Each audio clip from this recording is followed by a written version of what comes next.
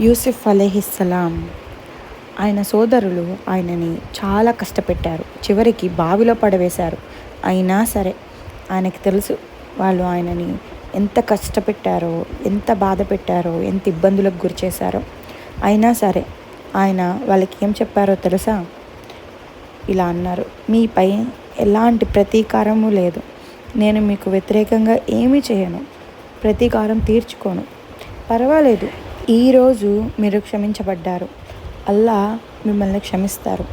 ఆయన అత్యంత క్షమించేవారు, అత్యంత కరుణామయుడు. అల్లాహు అక్బర్. అంతే, సమస్య పరిష్కరించబడింది.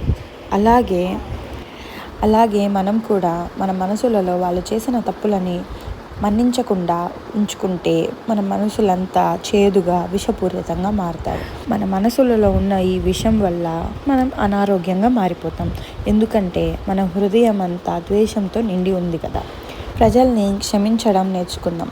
దానివల్ల మన మనసుకు మనశ్శాంతి, మరియు అల్లా సుబ్హానహు తఆలా మన తప్పులని, పాపాలని మన్నించేస్తారు, క్షమించేస్తారు.